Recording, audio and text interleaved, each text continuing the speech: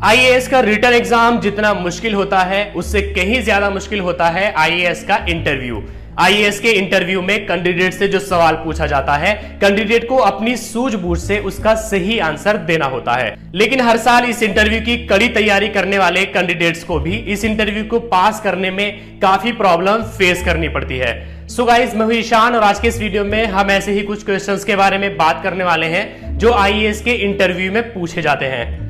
IAS के interview में जो भी क्वेश्चंस पूछे जाते हैं उनका मकसद सिर्फ और सिर्फ कैंडिडेट की कॉमन सेंस और उसके माइंड की गहराई को जांचना होता है कि एक कैंडिडेट कितना डीपली जाकर के सोच सकता है। इसके अलावा एजुकेशन से आईएएस के इंटरव्यू का कोई खास लेना देना नहीं होता है। तो चलिए शुरू करते हैं।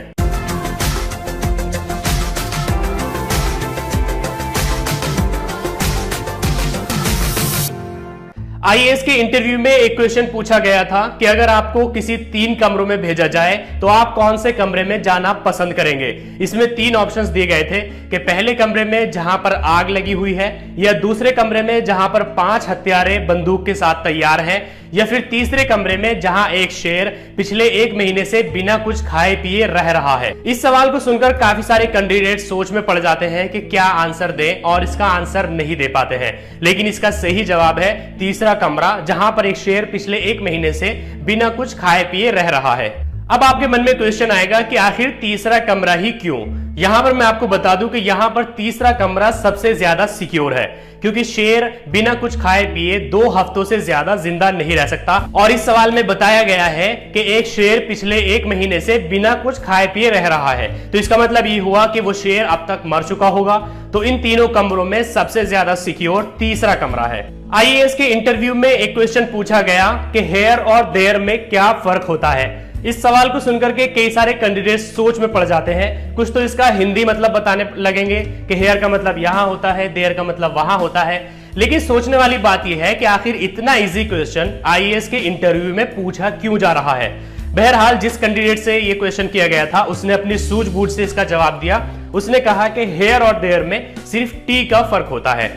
यहां पर आप देखिए कि पूछा गया है कि हेयर और देयर में क्या फर्क होता है। ये नहीं पूछा गया कि हेयर और देयर का क्या मीनिंग होता है या इसके मीनिंग में क्या फर्क होता है, बल्कि पूछा गया है कि हेयर और देयर में क्या फर्क होता है, और हेयर और देयर में सिर्फ टी का फर्क है। आईएएस के इंटरव्यू में एक क्वेश्चन पूछा गया कि अगर जेड के 8 लड़के हैं और उनकी एक बहन है तो जेड के कुल कितने बच्चे हुए।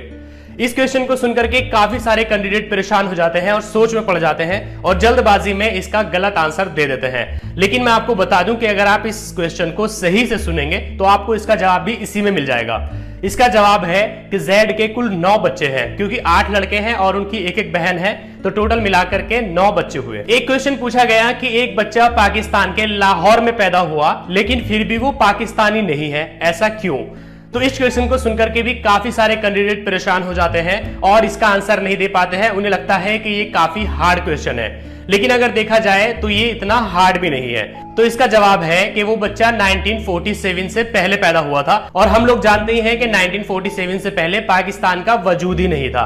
तो जब वो बच्चा लाहौर में पैदा हुआ तो वो पाकिस्तानी नहीं हुआ बल्कि हिंदुस्तानी ही था। हालांकि इसका एक दूसरा आंसर भी हो सकता है कि उसके जो फादर है वो इंडियन सिटीजन है और जो उसकी मदर है वो पाकिस्तानी सिटीजन है, और जब वो बच्चा पैदा हुआ तो उसकी मम्मी पाकिस्तान के लाहौर में होगी। और भारतीय कानून के अनुसार एक पर्सन को 2 देशों की नागरिकता नहीं मिल सकती है, तो इसलिए वो बच्चा अगर पाकिस्तान के लाहौर में पैदा हुआ है और उसके फादर इंडियन सिटीजन है तो वो बच्चा भी इंडियन सिटीजन ही होगा, ना कि पाकिस्तानी सिटीजन। एक क्वेश्चन पूछा गया कि इंग्लिश का वो कौन सा शब्द है जो हमेशा रॉन्ग ही पढ़ा जाता है। आप चाहे इंग्लिश के कितने भी अच्छे जानकार क्यों ना हो, ये सवाल सुनकर के थोड़ी देर के लिए आप सोच में जरूर पड़ जाएंगे।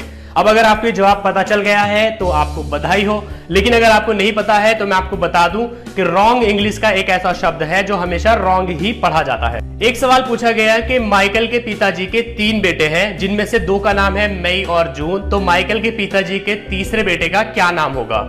ये सवाल थोड़ा टिकड़ा है, लेकिन इतना भी नहीं कि आप सोच में पड़ जाए। बहरहाल, अगर आपको इसका आंसर पता चल चुका है तो आप माइंडेड है, लेकिन अगर आपको नहीं पता तो मैं आपको बता दूं कि तीसरे लड़के का नाम है माइकल, क्योंकि क्वेश्चन में ही बताया गया है कि माइकल के पिताजी के 3 लड़के हैं। तो इसमें एक का नाम बता दिया है माइकल और दूसरे का भी बता दिया गया है कि मई और जून। तो इस क्वेश्चन में ही आंसर छुपा हुआ है। एक सवाल पूछा जाता है कि वो कौन सी चीज है जो हम सब खाने के लिए खरीदते हैं लेकिन हम उसको खाते नहीं है। अब इस क्वेश्चन को सुनकर के काफी सारे लोग परेशान हो जाएंगे और इसका आंसर नहीं दे पाएंगे, लेकिन इसका सही आंसर है प्लेट। जब हम प्लेट को खरीदते हैं तो खाने के लिए खरीदते हैं, लेकिन हम उसको खाते नहीं है। सो ऐसे कुछ क्वेश्चंस और आंसर्स हैं जो आईएएस के इंटरव्यू में पूछे जाते हैं।